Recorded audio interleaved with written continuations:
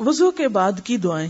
رسول اللہ صلی اللہ علیہ وسلم نے فرمایا جو شخص پورا وضو کرے اور پھر کہے اشہد ان لا الہ الا اللہ وحدہ لا شریک لہ واشہد ان محمدا عبدہ ورسولہ، میں گواہی دیتا ہوں کہ اللہ کے سوا کوئی معبود برحق نہیں، وہ اکیلا ہے، اس کا کوئی شریک نہیں، اور میں گواہی دیتا ہوں کہ محمد صلی اللہ علیہ وسلم اللہ کے بندے اور رسول ہیں، تو اس کے لیے جنت کے 8 دروازے کھول دیے جاتے ہیں جس سے چاہے داخل ہو. یعنی ایک چھوٹے سے عمل پر اتنی بڑی بشارت ہے، لیکن اس بشارت کا اہل اور مستحق وہی ہو سکتا ہے جو اس عمل کو کرنا جانے. صرف وہ جانتا ہی نہ ہو بلکہ کر بھی سکتا ہو، کرتا بھی ہو. تو کرنے کے لیے آپ کو ایک الگ ایفرٹ چاہیے. یعنی آپ کی ایک کوشش تھی جاننے کی، وہ مرحلہ طے ہوا، اب اگلی کوشش کس بات کے لیے ہوگی کہ آپ اس کو کر جائیں. کرنے کے لیے ضروری ہے کہ آپ بھولیں نہیں. نمبر 1 اس دعا کو یاد کر لیں زبانی. نمبر 2 یہ کہ پھر جب وقت آئے تو اس وقت پڑھنا نہ بھولیں. اس کے لیے آپ کوئی نہ کوئی نشانی رکھ لیں، کسی ایسی جگہ پر لکھ کر لگا دیں جہاں وضو کے بعد آپ کا گزر ہو، تاکہ آپ کچھ عرصے تک دیکھ کر پڑھتے رہنے یا اس یاد دہانی یا نشانی کے ساتھ عمل کی عادت ڈالیں، اور پھر یہ انشاءاللہ آپ کی عادت ثانیہ بن جائے گی. آپ سفر میں ہو، حضر میں ہو، کہیں بھی ہو، آپ اس دعا سے فائدہ اٹھاتے رہیں گے. اللہ تعالیٰ کو وہی عمل پسند ہوتا ہے جو اگرچہ تھوڑا ہو لیکن مستقل ہو، ہمیشہ کیا جائے. ابو داؤد کی ایک روایت میں اس دعا کو آسمان کی طرف نظر اٹھا کر پڑھنے کا ذکر ہے، مگر یہ روایت صحیح نہیں. اس میں ابو عقیل کا چچا زاد بھائی مجہول ہے. ٹھیک ہے، یعنی آپ کے لیے ضروری نہیں کہ آسمان کی طرف ہی نظر اٹھا کے دعا پڑھیں، آپ جہاں بھی ہیں، کیونکہ آج کل کے واش رومز میں تو بعض اوقات آسمان کی طرف دیکھنے کا کوئی موقع ہی نہیں ہوتا. تو ایسی صورت میں آپ صرف دعا پڑھ سکتے ہیں. یعنی بند گھروں میں اندر ہی اندر اگر آپ وضو کر رہے ہیں تو اندر ہی پڑھ سکتے ہیں.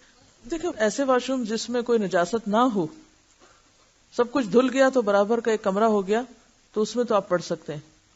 لیکن وہ واش روم جہاں پر نجاست، گندگی اور یہ سب چیزیں ہوں تو وہ ایک الگ جگہ ہے. لیکن بہتر پھر بھی یہی ہے کہ باہر آ کر پڑھیے. ٹھیک ہے، لیکن بسم اللہ تو شروع میں واش روم کے اندر ہی پڑھیں گے نا، سنک پہ کھڑے ہو کے. ٹھیک ہے.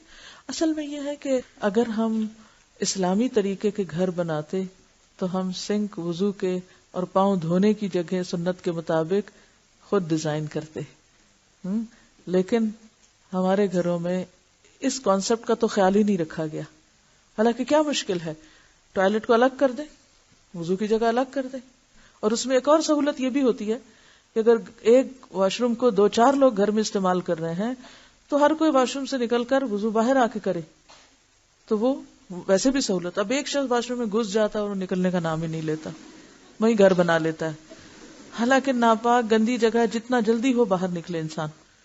تو بات یہ ہے کہ اصل چیز جو ہمارے آج سیکھنے کی ہے وہ ایک تو آپ دوبارہ اس کو خود بیٹھ کر ایک سطر پڑھیں گے اور یہ دیکھیں گے کہ آپ کیا نہیں کر رہے، اس کو نشان لگا لیں گے. یہ نہیں میں کر رہی، اس کو آپ ایک الگ کاغذ پر لکھیں گے. اس کاغذ کو لکھ کر آپ اپنے واش روم کے دروازے کے باہر یا کہیں سٹک کر دیں، کہیں لکھ کے لگا لیں، اور پھر کوشش کریں کہ مسلسل عمل سے آپ کی عادت کا حصہ بن جائے. خاص طور پر یہ دعا کتنا مختصر عمل ہے مگر کتنے بہترین اجر کا سبب ہے کہ اس دعا کے پڑھنے والے کے لیے جنت کے 8 دروازے کھول دیے جاتے ہیں. دن میں 5 دفعہ آپ وضو کم از کم کرتے ہیں، 5 دفعہ یہ دعا پڑھیے. ان بٹوین اگر اللہ نے واپس بلا بھی لیا تو غم کی بات نہیں، انشاءاللہ 8 دروازے کھلیں گے انشاءاللہ تعالی. ہاں، لیکن پوری نیت اور جذبے کے ساتھ اس پر عمل کرنا ہے. میری کلاس فقہ کی کلاس ہرگز نہیں، یہ کلاس جو پڑھیں اس پر عمل کرنے کی کلاس ہے. کوئی بحث مباحثے نہیں، کوئی حجت بازیاں نہیں، کچھ نہیں. جو سیکھا ہے وہ کرنے کی کوشش ہے. تو آج آپ کیا کریں گے؟ جو نہیں کر رہے اس کی چیک لسٹ بنا لیں، اور جو کرنا ہے اس کو لکھ کے کہیں لگائیں اور اس کو کر کے دکھائیں. وضو کے بعد یہ دعا بھی پڑھیں: سبحانک اللہم و بحمدک اشہد ان لا الہ الا انت استغفرک و اتوب الیک۔ اے اللہ، تو اپنی تمام تعریفات کے ساتھ ہر عیب سے پاک ہے، میں گواہی دیتا ہوں کہ تیرے سوا کوئی سچا معبود نہیں ہے، میں تجھ سے بخشش مانگتا ہوں اور تیرے حضور توبہ کرتا ہوں۔ ان دونوں دعاؤں کو مل کر پڑھیے۔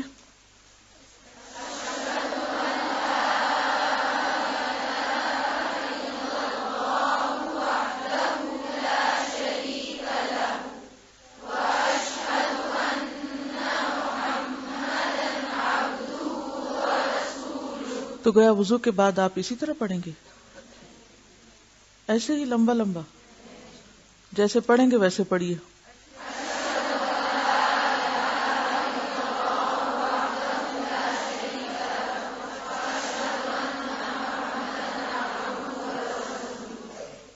کیونکہ اگر آپ صرف ہر چیز لمبا پڑھنے کی عادت ڈال بیٹھی تو پھر جب عمل کا وقت آئے گا تو آپ کر نہیں سکیں گی، تو نیچرل رہیے۔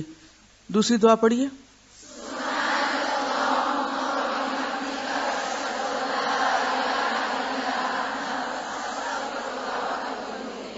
شابش۔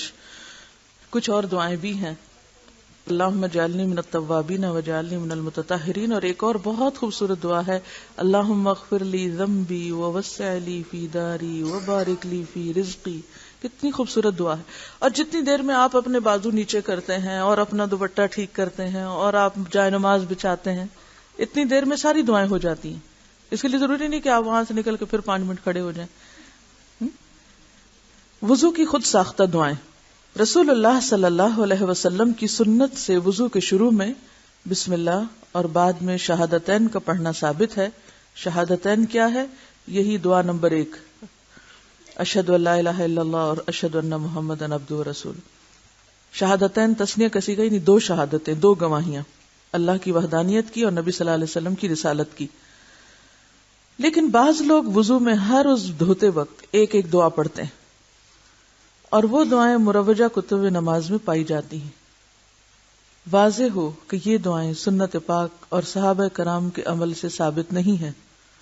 اللہ تعالیٰ نے جب اپنے رسول صلی اللہ علیہ وسلم پر دین مکمل کر دیا تو پھر دینی اور شرعی امور میں کمی بیشی کرنا کسی امتی کے لیے ہرگز جائز نہیں۔ امام نووی رحمۃ اللہ علیہ فرماتے ہیں، ہر عضو کے لیے مخصوص اذکار کے بارے میں رسول اللہ صلی اللہ علیہ وسلم سے کوئی چیز ثابت نہیں۔ تو اس سے کیا پتہ چلتا ہے کہ پھر ایسی چیزوں کی پابندی لازم نہیں۔ اگر کوئی کرتا ہے تو وہ اس کا ذاتی عمل ہے، لیکن کتابوں میں لکھ کے اس کو چھاپ کے دوسروں کو اس کا پابند کرنا اور مشقت میں ڈالنا، یہ زیادتی کی بات ہے۔ مثلاً اگر دل کے گہرے احساس سے ہاتھ دھوتے وقت یا چہرہ دھوتے وقت کوئی اپنے لیے آپ کے دل سے دعا نکل آئی، کیونکہ دعا کیا ہے اصل میں؟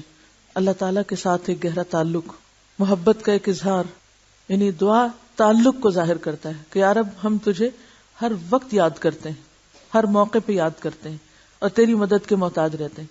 تو اگر اس جذبے اور احساس کے ساتھ کوئی چیز آپ کے دل سے نکل آتی ہے، وہ ایک الگ بات ہے۔ یعنی چہرہ دھوتے وقت اگر آپ کہتے ہیں یا اللہ میرے چہرے کو آگ سے بچانا، یا یہ کہ یا رب میری عیب دور کر دے، یا کوئی ایسی بات جو آپ کے دل کے اندر ہے اور وہ آپ کی زبان پہ آ گئی، تو اس میں تو ممانعت نہیں۔ لیکن اپنے پاس سے اپنی بات کو دین بنا کے دوسروں کو اس کی پابندی کروانا اور دوسروں پر لازم کر دینا، یہ دین میں مشقت پیدا کرنے کا باعث ہے۔ تو اس سے بچنے کی ضرورت ہے۔ وضو کے دیگر مسائل۔ وضو کے اعضاء کا 2 بار اور 1 بار دھونا بھی آیا ہے، یعنی پیچھے تو ہم نے 3 بار کا پڑھا، لیکن بعض روایات میں 2 دفعہ دھونے کا ذکر بھی ملتا ہے اور حتیٰ کہ 1 بار کا بھی۔ نبی صلی اللہ علیہ وسلم اور صحابہ کرام رضی اللہ عنہم کا اکثر عمل 3 بار دھونے پر رہا ہے۔ ابن حزم رحمۃ اللہ علیہ فرماتے ہیں کہ سب علماء کا اتفاق ہے کہ اعضاء کا 1 بار دھونا بھی کافی ہے۔ اب اس میں کنٹرڈکشن نہیں، تضاد نہیں، وسعت ہے۔ کیا زیادہ تر روایات کس کے بارے میں ہے، یا زیادہ عمل کیا ہے؟ 3 بار دھونے کا، لیکن 2 بار اور 1 بار کا بھی ثبوت ملتا ہے، جس کا مطلب یہ ہے کہ اگر کوئی 1 بار دھوئے تو بھی کافی ہے، اور اگر کوئی 3 دفعہ تک جاتا ہے تو بہت اچھا ہے، افضل ہے. ایک ہے کفایت کا درجہ کہ کافی ہے، 1 دفعہ دھونا کافی ہے، ہو گیا وضو. اور ایک ہے فضیلت کا درجہ کہ 3 بار آپ دھوئیں. لیکن اگر آپ 3 سے آگے بڑھتے ہیں تو یہ کس میں آتا ہے؟ زیادتی میں آتا ہے. جیسے حدیث میں آتا ہے کہ فقد اساء وظلم، اس نے برا کیا، ظلم کیا. کہ کوئی کہے صحابہ تو 3 دفعہ دھوتے تھے، میں ان سے بھی نیک بنتا اور 4 بار دھو رہا ہوں یا 5 بار دھو رہا ہوں، تو یہ درست نہیں. ہاں کوئی صابن لگ جائے ضرورتاً، اگر آپ کو 3 سے زیادہ دفعہ دھونا پڑ گیا، مثلا کوئی داغ لگا ہوا تھا یا کوئی صابن اتر نہیں رہا یا آنکھوں میں صابن چلا گیا اور آپ کو 1 چھینٹا اور ڈالنے کی ضرورت ہے، تو اب آپ کہیں نہیں وہ تو زیادتی ہو گئی، اب مجھے اسی طرح ہی رہنا ہے، تو یہ زیادتی ہے. پھر یہ ایک دوسری انتہا ہے. لیکن آپ کے ذہن میں یہ ہو کہ اصل وضو بس 3 دفعہ تک ہے. بعض لوگوں کو وہم کی بیماری ہوتی ہے، وہ کئی بار دھوتے چلے جاتے ہیں.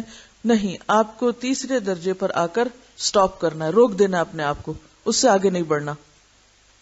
لا تقدموا بین یدی اللہ ورسولہ، اللہ اور اس کے رسول کے آگے مت بڑھو.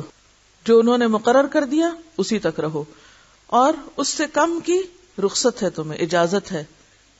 اس کو کنٹرڈکشن نہ کہا جائے کہ کبھی تو کہا گیا 1 بار دو اور کبھی کہا گیا 3 بار دو. تو یہ جواز کے مختلف پہلو ہیں. اس سے پتہ چلتا ہے کہ ہمارے دین میں وسعت ہے. ایک اعرابی نے رسول اللہ صلی اللہ علیہ وسلم کی خدمت میں حاضر ہو کر وضو کی کیفیت دریافت کی. ایک دیہاتی تھا، آیا، پوچھا وضو کیسے ہوتا ہے. تو آپ نے اسے اعضاء کا 3 بار دھونا سکھایا اور فرمایا اس طرح کامل وضو ہے. پھر جو شخص اس 3 بار دھونے پر زیادہ کرے پس تحقیق اس نے برا کیا، اساء، اور زیادتی کی، یعنی حد سے بڑھ گیا، اور رسول اللہ صلی اللہ علیہ وسلم کی مخالفت کر کے اپنی جان پر ظلم کیا. تو دین جیسا ہے اس کو ویسا ہی رہنے دیں، اس کو بوجھل نہ بنائیں، اپنے لیے مشکل نہ بنائیں. مسنون وضو سے گناہوں کی بخشش. رسول اللہ صلی اللہ علیہ وسلم نے فرمایا جس وقت بندہ مومن وضو شروع کرتا ہے پھر کلی کرتا ہے تو اس کے منہ کے گناہ جھڑ جاتے ہیں، نکل جاتے ہیں. پھر جس وقت ناک جھاڑتا ہے اس کے ناک کے گناہ نکل جاتے ہیں. پھر جس وقت چہرہ دھوتا ہے اس کے چہرے کے گناہ نکل جاتے ہیں، یہاں تک کہ اس کی آنکھوں کی پلکوں کے نیچے سے بھی گناہ نکل جاتے ہیں. چہرہ دھوتے وقت گناہ داڑھی کے کناروں سے بھی گرتے ہیں، اور جس وقت وہ ہاتھ دھوتا ہے تو اس کے دونوں ہاتھوں سے گناہ نکل جاتے ہیں، یہاں تک کہ وہ دونوں ہاتھوں کے ناخنوں کے نیچے سے بھی نکل جاتے ہیں. پھر جس وقت مسح کرتا ہے تو اس کے سر سے گناہ نکل جاتے ہیں، یہاں تک کہ دونوں کانوں سے بھی نکل جاتے ہیں. پھر جس وقت پاؤں دھوتا ہے تو اس کے دونوں پاؤں سے گناہ نکل جاتے ہیں، یہاں تک کہ دونوں پاؤں کے ناخنوں کے نیچے سے بھی نکل جاتے ہیں. پھر جب اس نے نماز پڑھی، اللہ کی تعریف، ثنا اور بزرگی بیان کی اور اپنا دل اللہ کی یاد کے لیے فارغ کیا تو وہ گناہوں سے اس طرح پاک ہو کر لوٹتا ہے جیسے وہ اس دن پاک تھا جب اسے اس کی ماں نے جنا تھا. اب اس میں 2 کام ہے کرنے کے. ایک تو یہ حدیث ان سب کو سنائیں جنہیں وضو مشکل لگتا ہے، جو وضو میں سستی کرتے ہیں. عموماً بچوں کو، بچے کیا بڑے بھی، وضو ان پہ بہت بھاری ہوتا ہے. حالانکہ وضو پہلا درجہ ہے، اگر وضو ہو جائے تو نماز پھر مشکل نہیں رہتی. آپ نے دیکھا کہ جب آپ کو وضو ہوتا ہے تو آپ کو نماز آسان لگتی، لیکن اگر وضو بھی کرنا ہو، نماز پڑھنا ہو، تو پھر نماز بھی بھاری لگنے لگتی. تو اگر کسی کو یہ یاد رہ جائے کہ اس طرح میرے گناہ دھلتے ہیں، صرف ظاہری طور پر میل ہی نہیں اتر رہی بلکہ اندر کی روح کی دھلائی بھی ہو رہی ہے، باطن کی طہارت بھی ساتھ ہی ہو رہی ہے، گناہ بھی دھل رہے ہیں، تو اس سے یہ عمل اور زیادہ دلچسپ بن جاتا ہے، آسان ہو جاتا ہے، خوشی کا باعث ہوتا ہے. مثلاً آپ اپنے واش روم کے دروازے کے باہر ایک جملہ لکھ کے لگا سکتے اپنے لیے کہ میں اپنے گناہ دھونے جا رہی ہوں. تو ہو سکتا ہے کہ جب اس پر آپ کی نظر پڑے تو آپ وضو کرتے وقت ایک خاص احساس کے ساتھ وضو کریں اور اس میں آپ کو خوشی نصیب ہو. یعنی کام تو ہمیں کرنا ہی ہے، مصیبت کے بارے بھی کرنا ہے، بیزاری سے بھی کرنا ہے اور خوشی سے بھی کرنا ہے. تو کیوں نہ اللہ کی عبادت میں خوشی ہو. اب دیکھیے کہ ہمارے جتنے بھی نیک عمل ہیں وہ دراصل کیا ہے؟ ایک خوبصورت تحفہ ہے اللہ تعالیٰ کے حضور. خواہ وضو ہے یا نماز ہے، یہ کیا ہے؟ ایک گفٹ ہے آپ کا. آپ ذکر کرتے ہیں، اللہ کو یاد کرتے ہیں، آپ وضو کرتے ہیں، آپ نماز پڑھتے ہیں، آپ صدقہ دیتے ہیں، یہ ساری چیزیں کیا ہیں؟ تحفہ. یا نہیں؟ کس کو دیتے ہیں کر کے؟ کس کے پاس بھیجتے ہیں؟ کس کے لیے کرتے ہیں؟ کیا کہتے ہیں؟ ایاک نعبد، صرف تیرے لیے کر رہے ہیں. ایسے ہی ہے نا، صرف تیرے لیے کر رہے ہیں، گویا تجھے کر کے دے رہے ہیں. تو تحفے کیسے ہونے چاہیے؟ کس جذبے سے دیے جانے چاہیے؟ کس شکل میں دیے جانے چاہیے؟ کوئی پتہ نہیں، کبھی دیا ہو تو پتا ہو. پسندیدہ شکل میں.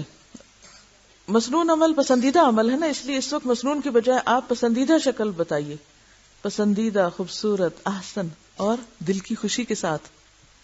لیکن جب آپ کسی کام کو بے روح طریقے سے کرتے ہیں تو وہ کیسا ہو جاتا ہے؟ یہ ایسا ہی ہے، آپ کسی کو مثلاً بکری کا تحفہ دینا چاہتے ہیں. 40 خصلتوں میں سے اعلیٰ ترین خصلت بکری دینا ہے کسی کو دودھ پینے کے لیے، وقتی تحفہ چاہے. لیکن اگر بکری کی روح نکل جائے اور آپ وہ بکری کسی کو دینے کو جائیں، مردار بکری، تو کیسا لگے گا؟ ہاں، قبول کرے گا کوئی اس کو؟ جیسے آپ صلی اللہ علیہ وسلم نے ایک دفعہ صحابہ کرام کو راستہ گزرتے ہوئے فرمایا تھا، کون ہے تم میں سے جو بکری کا مرا ہوا بچہ تھوڑی قیمت میں لے لے؟ صحابہ نے عرض کیا کہ مفت نہیں لینا چاہتے، قیمت میں کہاں لیں گے؟ تو جو عبادتیں بے روح ہوتی ہیں، دوسرے لفظوں میں ان کی روح نکلی ہوئی ہوتی ہے، وہ کیسی عبادتیں ہیں؟ مردہ عبادتیں. تو مردہ تحفے کس قسم کے تحفے ہیں؟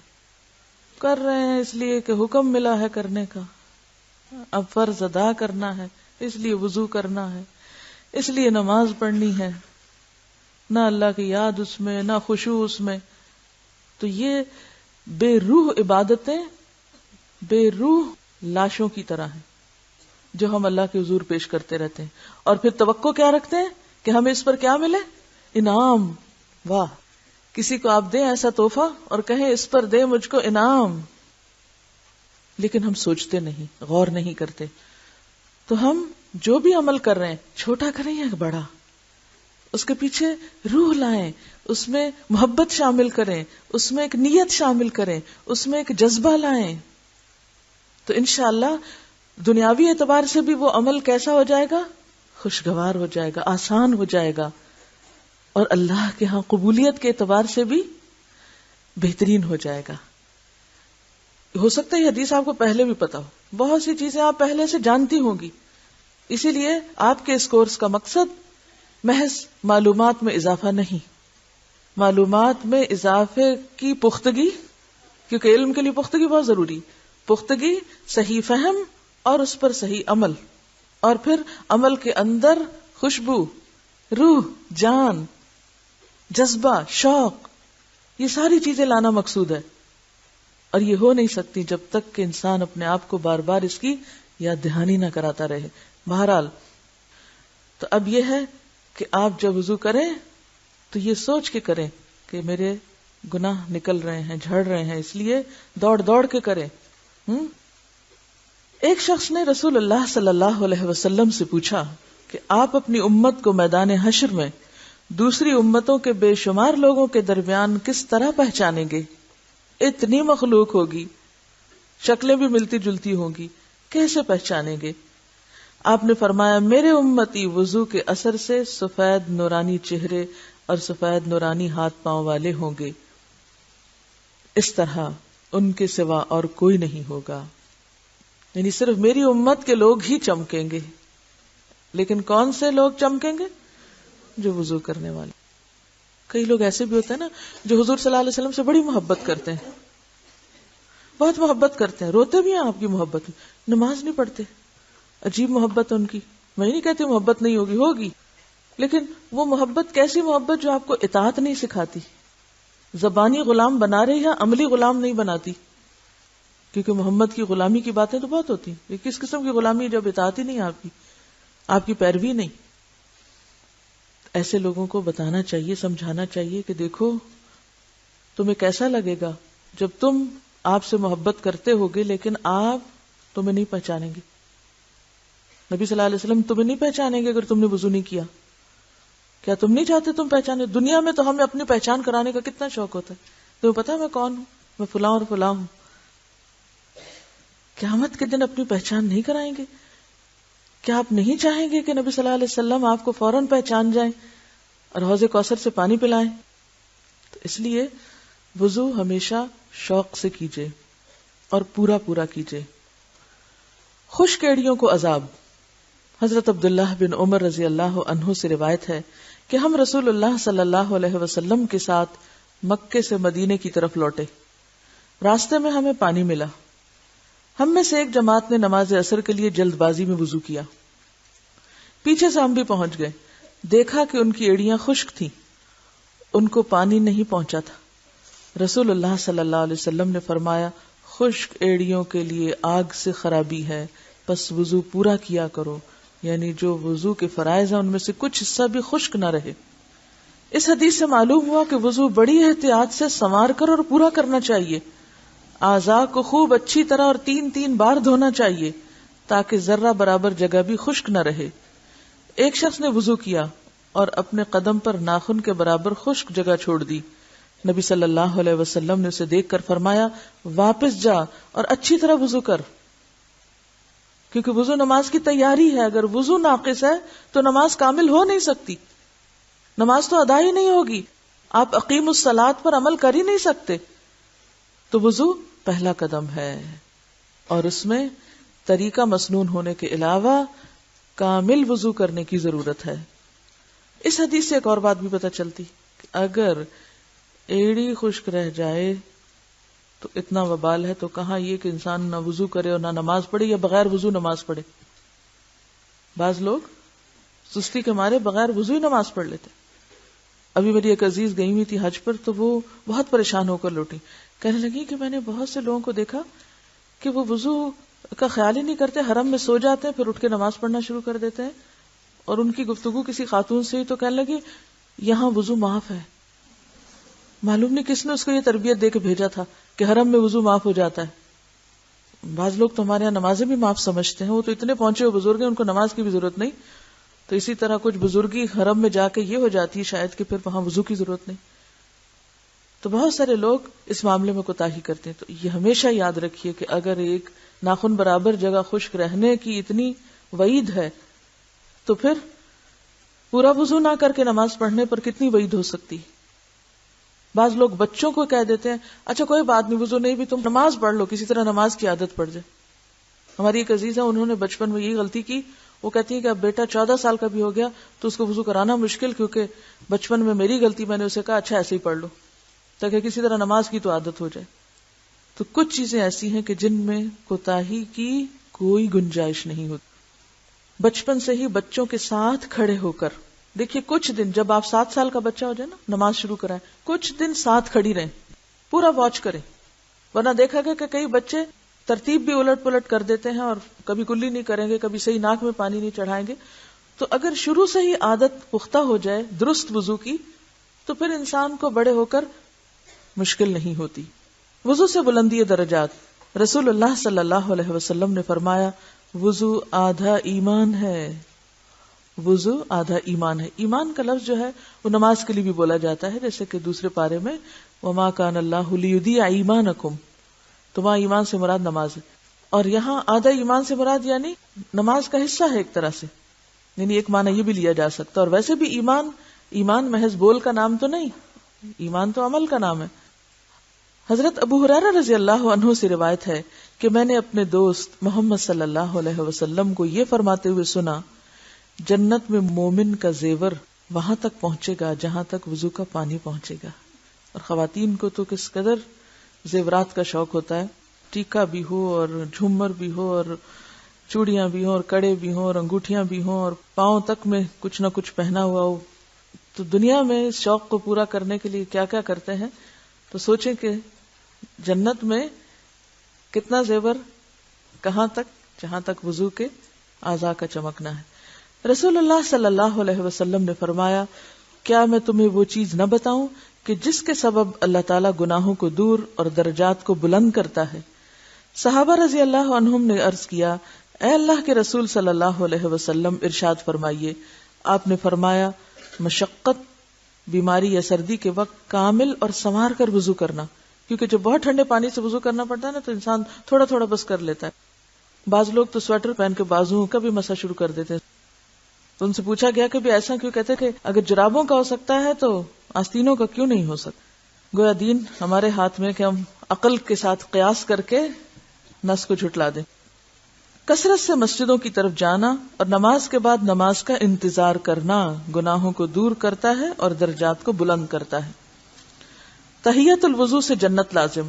رسول اللہ صلی اللہ علیہ وسلم نے فرمایا جو شخص وضو کرے اور خوب سنوار کر اچھا وضو کرے پھر کھڑا ہو کر دل اور منہ سے ظاہری و باطنی طور پر متوجہ ہو کر 2 رکعت نماز ادا کرے تو اس کے لیے جنت واجب ہو جاتی ہے. اگر جنت کا شوق ہو تو کسی دن اسی طرح عمل کیجئے. بیسیکلی تحیت الوضو کا مطلب ہی وضو کے نفل ہے کہ جب آپ نے وضو کیا ہو اس وقت آپ نفل پڑھیں. یہ نہیں کہ صبح آپ نے وضو کیا تھا اور دوپہر کو آپ نفل پڑھیں اور ان کو آپ تحیت الوضو کہیں. تحیت الوضو تازے وضو کے نفل ہے. ٹھیک ہے. حضرت ابو ہریرہ رضی اللہ عنہ بیان کرتے ہیں کہ رسول اللہ صلی اللہ علیہ وسلم نے نماز فجر کے وقت بلال رضی اللہ عنہ سے فرمایا اے بلال میرے سامنے اپنا وہ عمل بیان کرو جو تم نے اسلام میں کیا، یعنی مسلمان ہونے کے بعد کیا، اور جس پر تجھے ثواب کی بہت زیادہ امید ہے، کیونکہ میں نے اپنے آگے جنت میں تیری جوتیوں کی آواز سنی ہے. بلال رضی اللہ عنہ نے عرض کیا میرے نزدیک جس عمل پر مجھے ثواب کی بہت زیادہ امید ہے وہ یہ ہے کہ میں نے رات یا دن میں جب بھی وضو کیا تو اس وضو کے ساتھ جس قدر نفل نماز میرے مقدر میں تھی ضرور پڑھی، یعنی نوافل کی کثرت، اور جتنی اللہ کو منظور اتنی پڑھ لیتا ہوں. اس میں پتہ کیا بات ہے، وہ یہ بتانے کے ساتھ بھی نہیں بتانا چاہتے تھے کہ وہ کیا کیا کرتے ہیں. کیونکہ آپ کو پتہ ہے کہ ایک عمل جو آپ کے اور اللہ کے بیچ میں ہوا ہو، راز والی بات، اور اس راز میں کوئی شریک نہ ہو، اس کا لطف اور ہے نا. دوست کے ساتھ رازداری کا لطف ہے کوئی لطف ہوتا؟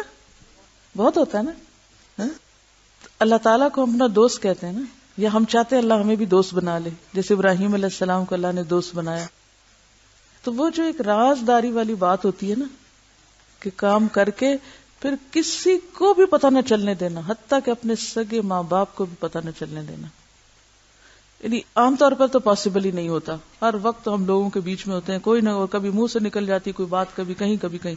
لیکن کچھ کام ضرور ایسے کریں جو بس آپ کو پتا ہو اور آپ کے رب کو پتا ہو، کسی تیسرے کو نہ پتا ہو. راز والے کام. ٹھیک ہے. اب آپ اپنی ڈائری میں آج کا کیا کر سکتے، لکھ سکتے راز والے کام، بس اتنا صحیح لکھ. کوئی اور پڑھے گا تو وہ کہے گا وہ کون سے ہیں. اچھا راز والے کام. اچھا راز والے کام ہو گئے. کیونکہ ہوتا پتہ کیا ہے، جو ہی ہم کوئی اچھا سا کام کر لیتے ہیں نا شیطان ہمارے پیچھے لگ جاتا ہے. وہ پہلے ہمیں اس درجے پہ لاتا ہے اچھا کسی کو بتا دو، منہ سے نکلواتا ہے، اب نکال بیٹھتے ہیں.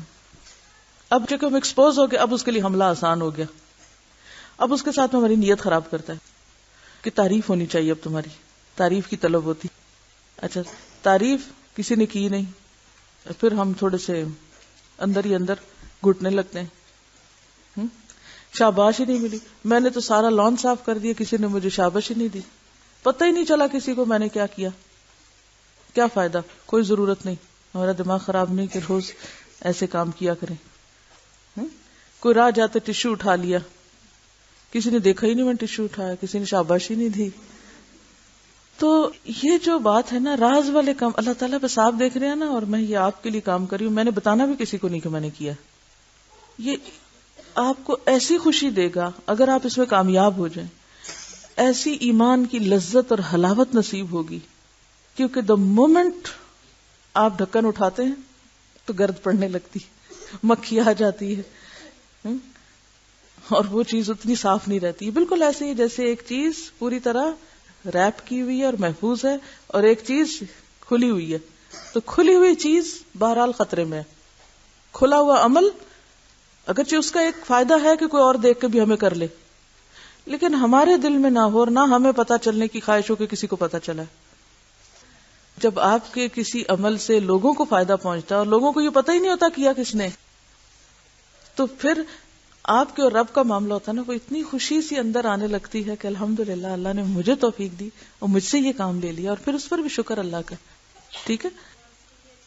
دیکھیں جتنا جتنا انسان اونچا جاتا ہے نا اتنا ہی مصیبت میں پڑتا جاتا ہے. دیکھیں آپ طالب علم میں بڑے امن میں ہیں، میں یہاں ہوں میں بڑے خطرے میں ہوں، بہت سخت خطرے میں ہوں میں یہاں بیٹھ کے. کیوں؟ جب یہاں کوئی بندہ بیٹھ جاتا ہے نا تو اس کی سخت آزمائش شروع ہو جاتی ہے. اس کے دل میں کیا آتا ہے، کیا طلب پیدا ہوتی ہے، اب یہ ذرا میری تعریف کریں، یہ میرا ادب کریں، یہ میرا شکریہ ادا کریں، یہ میری تعظیم کریں. اور اگر انہوں نے کی نہیں، اس طالب علم نے تو کبھی مجھے مسکرا کے بھی نہیں دیکھا. اب اس کے لیے دل میں بغض رکھنا شروع کر دیا، اس کو اپنے سے الگ کرنا شروع کر دینے، نہیں بس چھوڑو اس کو. ایسی کیفیات پر قابو پانا بہت سخت امتحان ہوتا ہے انسان کا، کہ انسان دینے کے بعد اتنا بے نیاز ہو جائے کہ نہ شکریہ مانگے، نہ تعریف مانگے، نہ عزت مانگے، نہ قدردانی مانگے، نہ شاباش مانگے، اور پھر جو لوگ بالکل ہی بے نیاز ہوں ان سے الٹا محبت بھی کرے، ان کو بھی عدل کی نگاہ سے دیکھے. جتنا ایک قدردان طالب علم کو دیکھے اتنا ہی ایک ناقدر طالب علم کو دیکھے. پھر تربیت ہوتی، پھر دین آگے بڑھتا. لیکن آپ دیکھیں نا، میں اس وقت آپ سے ذرا اونچی جگہ پہ بیٹھی ہوئی ہوں کہ تاکہ آپ لوگوں سے میں کمیونیکیٹ کر سکوں، آپ کو دیکھ سکوں، آپ مجھے دیکھ سکیں، تاکہ ہم بہتر طور پہ سیکھ سکیں. لیکن اس کو اگر آپ ایک اور معنی میں لیں نا تو آپ دیکھیں کہ خدا نخواستہ کوئی فزیکلی بھی خطرے کی چیز ہو، کوئی چیز آ کے لگے باہر سے مثلاً، تو آپ تو بیٹھے ہیں نا نیچے، اور نیچے ہی سر کر لیں گے.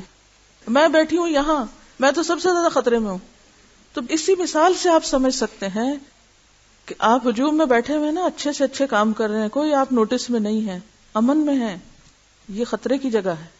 اور بہت سے لوگ اس جگہ کی تمنا کرتے رہتے ہیں اور نہیں پتا کہ وہ کتنا بڑے امتحان کی جگہ ہے. ایک لفظ غلط نکل گیا منہ سے، ایک بات الٹی کر دی، کہاں تک بات جائے گی، ایک غلط بیانی کر دی. آپ کو معلوم ہے وہ جو ایک حدیث تھی کہ ایک شخص جو نکلتا ہے گھر سے اور ایک جھوٹی بات کرتا ہے اور وہ منتشر ہوتی چلی جاتی، کیا شامت ہے اس کی. تو کتنی دفعہ سوچنا پڑتا ہے اور کتنی دفعہ انسان کو اپنا آپ جانچنا پڑتا ہے. تو ہم ایک کٹھن امتحان سے گزر رہے ہیں اس زندگی میں. تو جو نیکی کی توفیق ہو جائے اس پر شکر کیا کریں اور تھوڑا سا پڑھ بھی لیا کریں. ایک وضو سے کئی نمازیں. حضرت برادہ رضی اللہ عنہ سے روایت ہے کہ فتح مکہ کے دن رسول اللہ صلی اللہ علیہ وسلم نے کئی نمازیں ایک وضو سے پڑھی اور موضوع پر مسح بھی کیا. حضرت عمر رضی اللہ عنہ نے عرض کیا، اے اللہ کے رسول صلی اللہ علیہ وسلم، آج کے دن آپ نے وہ کام کیا جو آپ پہلے نہیں کیا کرتے تھے، یعنی پہلے تو ہر نماز کے لیے نیا وضو کرتے تھے.